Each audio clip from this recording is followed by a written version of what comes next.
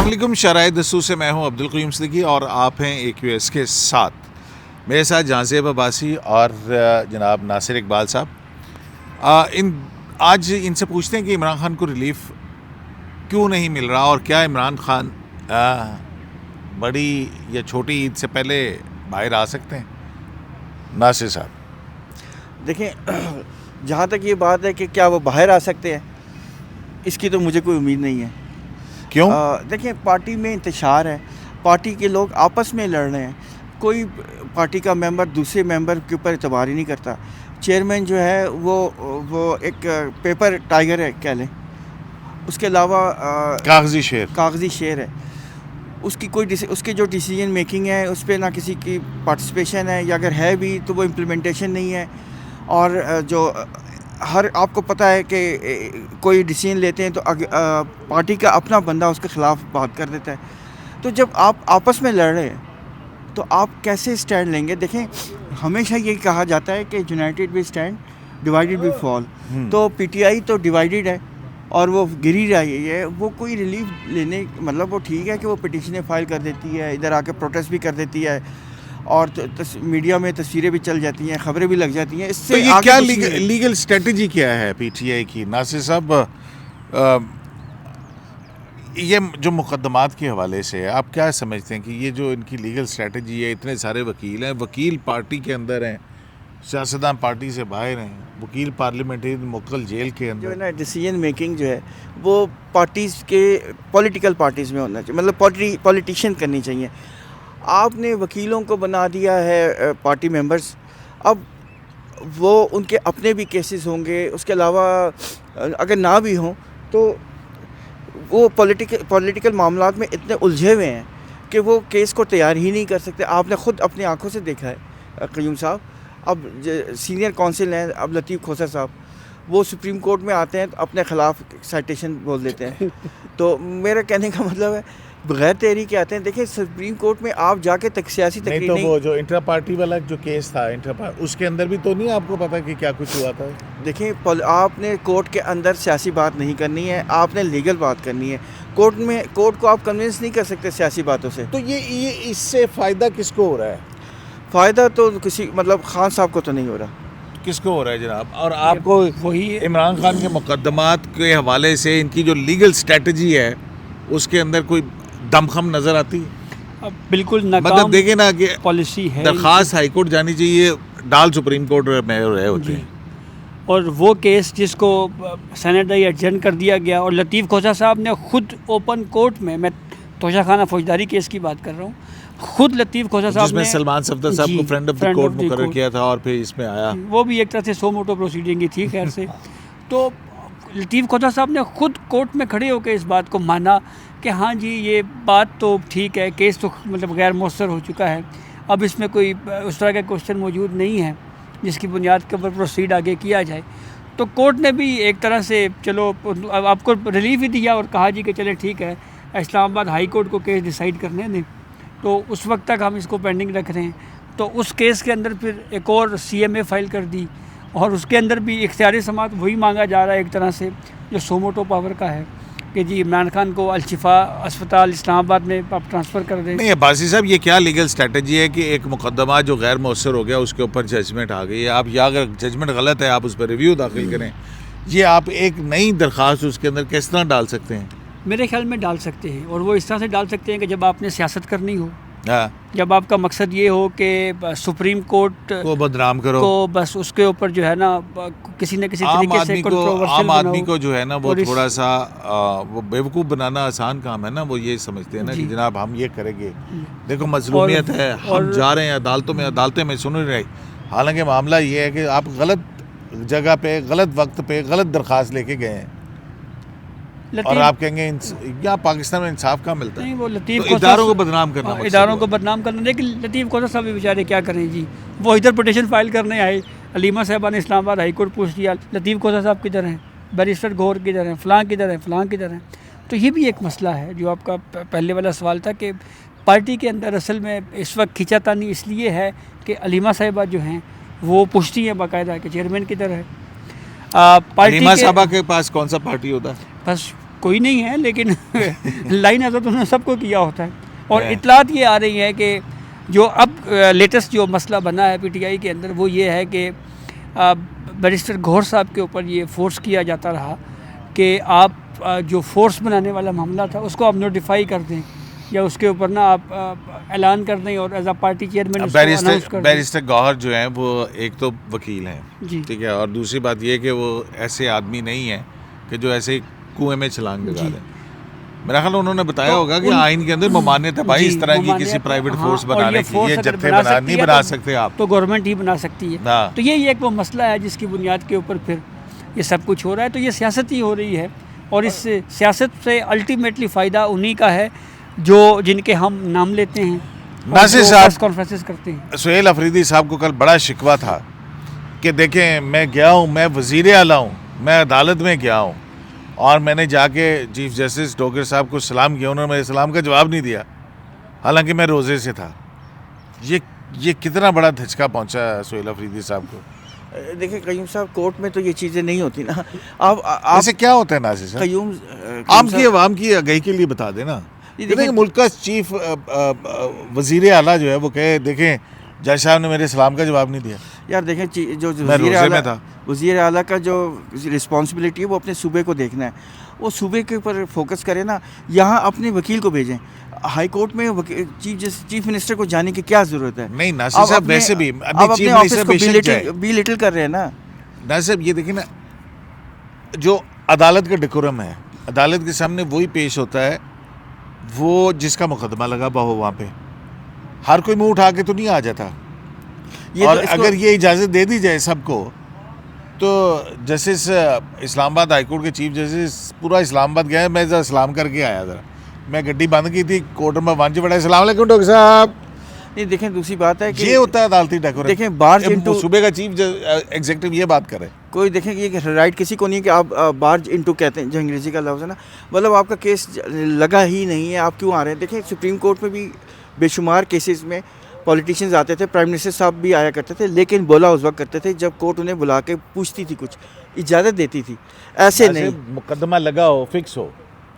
اب یہ کہنا کہ وہ ان کو کہا گیا کہ آپ جائیں جا کے آفس میں مل لیں نا، مقدمے فکسیشن کے حوالے سے آپ آفس میں ہی جا سکتے ہیں نا. اوکے نہیں میں نے اوپن کورٹ کے اندر سے بات کرنی ہے.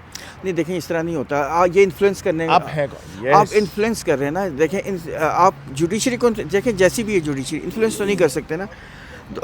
یہ غیر مناسب طریقہ ہے. اور دوسری بات ہے سیاست کرنی ہے نا، اس کا بہترین جگہ پارلیمنٹ ہے. پارلیمنٹ سے ریلیف لے کے آئے نا، پالیٹکس وہاں جا کے کریں. آپ کورٹس میں نہیں پالیٹکس کر سکتے. یہ عام آدمی کے لیے جو ہے نا آپ اس کو کنفیوز کر رہے ہیں. کیا کہیں گے آپ کے بھائی سہیل افریدی صاحب؟ نہیں میں کچھ نہیں کہوں گا، درست ہے. نہیں I am nobody to سے. میں یہ کہہ رہا ہوں یہ غیر مناسب ہے. یہ چیف منسٹر صاحب کو اپنے پروونس میں ہاں وہ بلٹل. آج کیا ہوا ہے؟ آج بھی 190 ملین پاؤنڈ والے میں آج بھی یہی ہوا. ایک تو جو ناصر صاحب نے بات کی کہ کورٹس کو انفلوئنس نہیں کرنا چاہیے، اس طرح کا امپریشن آج بھی کورٹ میں تھا اور اس کا اظہار جسٹس سرفراز ڈوگر صاحب نے پھر پروسیڈنگ کے دوران بھی کیا. کیونکہ میں جو خبر آ رہی تھی میں اس کو پڑھ رہا تھا، اس پہ یہی ہوا کہ اچھا جب کیس کال ہوا تو اچانک سے بہت سارے وکلاء جو ہیں پی ٹی آئی کے حامی وکلاء وہ رستم کے اوپر آ گئے. تو سرفراز ڈوگر صاحب نے وکلاء سے کہا کہ آپ اپنی اپنی سیٹوں کے اوپر جا کے بیٹھ جائیں، جس وکیل نے ایڈریس کرنا ہے آرگیومنٹ کرنا ہے وہی کرے. باقی آپ کیوں آئے ہیں؟ کیا ہم پہ آپ اثر انداز ہونے کی کوشش کر رہے ہیں؟ آپ جائیں جا کے بیٹھ جائیں. پھر اس کے بعد بات کی کہ سلمان صفدر صاحب کی طرف سے انہوں نے یہ کہا جی کہ 5 مرتبہ ارلی ہیئرنگ ہم دے چکے ہیں، ہمارا کیس فکس نہیں ہو رہا تھا، تو سزا معطلی کی بھی ہماری درخواست ہے. اس کے علاوہ میڈیکل پہ بھی ہم نے بات کی ہوئی ہے کہ ان کی جو آنکھ کا مسئلہ ہے وہ بھی ریکارڈ کے اوپر ہے. تو کورٹ نے کہا جی اچھا ٹھیک ہے ہم اس کو کیس کو ایڈجسٹ کر دیتے ہیں. تو پھر اس کے بعد یہ کہا گیا جی کہ ہمیں کوئی تاریخ دیں. تو جسٹس سرفراز ڈوگر صاحب نے کہا جی ٹھیک ہے ہم کیلنڈر دیکھ کے جو ہے آپ کو تاریخ دیتے ہیں. پھر 11 مارچ کی تاریخ دی گئی اور کیس کی سماعت جو ہے وہ ملتوی. تو اس لیے ناصر صاحب 11 مارچ یعنی رمضان کا آخری عشرہ شروع ہو چکا ہوگا، تو آپ کو لگتا ہے عمران خان صاحب کو آخری عشرے میں ریلیف مل جائے گا؟ نہیں ریلیف کیا ملے گا؟ 190 ملین پاؤنڈ کی سزا معطل ہو جائے، سزا معطلی ہے، میڈیکل گراؤنڈ بھی ہے، ان کی ملاقاتیں شروع ہو جائیں، نہیں آپ ان کا ٹویٹر اکاؤنٹ چل پڑے، نہیں آپ کا خیال وہ وزیر اعظم بن جائیں. دیکھیں وزیر اعظم تو نہیں وہ بنتے ابھی فی الحال, اس کے لیے تو آپ کو ایک پراپر طریقہ ہے. اچھا. یہ نہیں ہوگا کہ جی فارم 47 کی بنیاد پہ کہیں کہ جی چلو جی ہم مان لیتے ہیں آپ کو پرائم منسٹر بناتے ہیں, ایسا نہیں ہوتا. وہ ایک آپ کو ثابت کرنا ہے, اور پھر اس کے لیے پھر عموماً یہ طریقہ ٹھیک نہیں ہے. دوسرا آپ کا کیا خیال ہے کہ ان کی آنکھیں بہت زیادہ خراب ہو گئی ہیں, مطلب ان کو سیریس ایشو ہو گیا ہے؟ میری جو انفارمیشن ہے وہ تو معاملات اب بہتری کی طرف چل رہے ہیں, ان کی آنکھوں کو خاصا ریلیف ملا ہے. ہاں لوگوں کو کیوں کنفیوز کریں, جھوٹ تو نہیں بولنا چاہیے. میرا تو خیال ہے کہ بہتری ہے ان کی آنکھوں میں, ان کو اللہ تعالیٰ ان کو صحت دے اور جیل میں لمبی زندگی دے.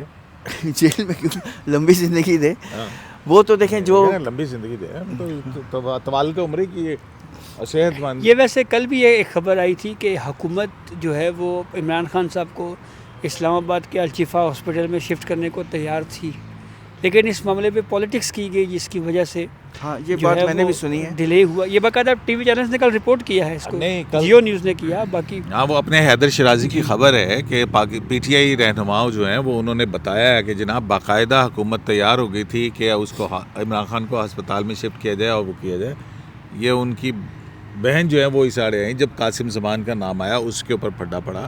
سارا ریلیف جو تھا وہ تیار تھا, لیکن ان کی وجہ سے نہیں مل سکا. یہ وہی معاملہ ہے جس پہ یہ کہا جا رہا ہے کہ اس ایشو کے اوپر کم از کم پولیٹکس نہیں کرنی چاہیے پاکستان تحریک انصاف. دیکھیں جو شفا انٹرنیشنل ہے نا, شفا اسلام آباد کا نہیں پہلے جو صرف شفا ہے اسلام آباد کا. اسلام آباد ناصر صاحب یہ شفا انٹرنیشنل کی کہانی بھی آپ کو پتہ ہے نا, آپ تو اسلام آباد کے پرانے رہنے والے ہیں نا, کہ یہ کس طرح بنا. ہاں وہ پھر کسی وقت ڈسکس کریں گے, لیکن اس میں آئی کا ڈپارٹمنٹ ہے اور شاید وہاں ڈاکٹر بھی اچھا ہے آکولسٹ, لیکن اسی طرح پمز میں بھی ہے. پمز ایک سرکاری ہاسپٹل ہے اور ان کے پاس پورا ڈپارٹمنٹ, لیکن جو سب سے جو اس میں جو پروفیشنل ہاسپٹل ہے وہ پنڈی کا الشفا ہے, اور انہیں کے بیسٹ ڈاکٹر نے خان صاحب کو دیکھا ہے.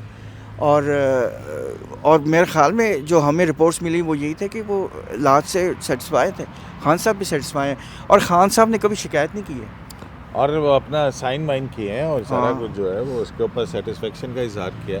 ان کی اجازت سے سارا وہ ہوا آپریشن, کیونکہ ظاہر ہے ان کا وہ ان سے اجازت لی گئی اور انہوں نے اجازت دی, اور پھر اس کے بعد وہ ان کے آنکھ کے اندر انجیکشن جو ہے دوسرا لگا, اور تیسرا انجیکشن کو 25 مارچ کو لگنے میرے خیال میں, وہ ایک مہینے اس کا مطلب تیسری مرتبہ پھر پمز لایا جائے گا ان کو. لیکن جب علاج شروع ہو چکا ہے نا تو یہ تو نہیں ہو سکتا کہ جگہ بدل دیں. ڈاکٹر کو ان کا ہسٹری کا زیادہ پتہ ہوگا نا, جو ڈاکٹر ان کو ٹریٹ کر رہا ہے. یہ تو نہیں ہو سکتا کہ ڈاکٹر کو آپ بدل دیں, مشکل ہو سکتی ہے. اور دوسرا یہ انجیکشن لگانا اتنا آسان نہیں ہے. وہ ڈاکٹر اچھا خاصا جو ان کو ٹریٹ کر رہے ہیں وہ اچھا خاصا ایکسپیرینسڈ ہیں, اور انہوں نے ایک نہیں کئی مریضوں کو اس طرح کے انجیکشن ایڈمنسٹر کیے ہیں. سوال پھر یہیں پہ آتا ہے نا کہ جو عمران خان کی جو قید ہے اس کے پیچھے نوبئی بھی ہے, اس کے پیچھے اور بھی بہت ساری چیزیں ہیں, لیکن اس کے پیچھے ایک پارٹی کے اپنے اندر کا انتشار, خلفشار اور وکلاء کی ناقص مقدمات کے حوالے سے حکمت عملی, یہ سارا کچھ مل ملا کے ہے. اسی لیے تو کہتے ہیں کہ موکل جیل میں ہے اور وکیل پارلیمنٹ کے اندر ہے. تو یہ تو عجیب سی بات نہیں ہے. ایک سٹینڈ لیں, سوری بات چھوٹی سی بات, پارٹی ایک سٹینڈ لے اور اس کو سارے ممبرز جو ہیں پارٹی ممبرز اس کو فالو کریں. یہ نہیں ہو سکتا کہ ہر بندہ بھانت بھانت کی بولی بول رہا, اس سے نقصان صرف خان صاحب کو ہو رہا ہے. اور جو اصل پولیٹیشین ہیں پی ٹی آئی کے اندر وہ اس وقت منظر عام کے اوپر نہیں ہیں. اب سلمان اکرم راجہ صاحب سیکرٹری جنرل ہیں پی ٹی آئی کے, ٹھیک ہے وہ اچھے وکیل تو ہیں, لیکن وہ ایک سیاستدان کے طور کے اوپر آپ ان کو اچھا نہیں دیکھ سکتے, آپ نہیں کہہ سکتے کہ وہ ایک اچھے پولیٹیشین ہیں. لطیف کھوسہ صاحب ہیں یا اسی طرح سے باقی نام ہیں. تو یہ پھر اسی وجہ سے مسئلے مسائل آ رہی ہیں. ایون بیرسٹر گھور صاحب کی اگر ہم بات کریں تو ان کا بھی تو کوئی بہت لمبا چوڑا کوئی سیاسی بیک گراؤنڈ اس طرح سے نہیں ہے. تو یہ اس وجہ سے بھی کچھ پارٹی کے اندر کچھ مسئلے مسائل آ رہے ہیں. اور پھر اس پہ بہت زیادہ فیکٹر آپ دیکھیں کنٹینیوسلی ایک بات جو ہے وہ کی جاتی رہی ہے علیمہ صاحبہ کے حوالے سے. گنڈاپور صاحب مسلسل یہ بات کرتے رہے. اس وقت بھی جو تنقید کرنے والے لوگ تھے وہ شاید یہ اوپینین بھی دیتے تھے کہ یہ دیکھیں جی اس ایشو کو جو ہے وہ کنٹروورشل پی ٹی آئی کے اندر سے کیا جا رہا ہے. لیکن اب تو جو علیمہ صاحبہ کی سٹیٹمنٹ اب جو میڈیا کے اوپر آ رہی ہیں اس سے اب صورتحال بالکل واضح ہو گئی ہے کہ وہ جو ایک ویو علی امین گنڈا پور صاحب کا تھا کہ یہ سیاست میں مداخلت ہو رہی ہے، وہ بات پہ درست ثابت ہوئی، اس کا یہ مطلب ہوا. اور انہوں نے تو کل کہہ دیا نا کہ بھئی اگر بوجھ برداشت نہیں ہوتا صاف طور پر بتائیں اور الگ ہو جائیں. جی، تو اس کا یہ بھی حل ہے کہ علیمہ صاحبہ خود بن جائیں چیئرمین، ہاں وہ پارٹی کے چیئرمین بن جائیں، خود پارٹی کو آگے چلائیں. الیکشن کمیشن تو یار ویسے بیرسٹر گور کی بھی کیا زندگی ہے.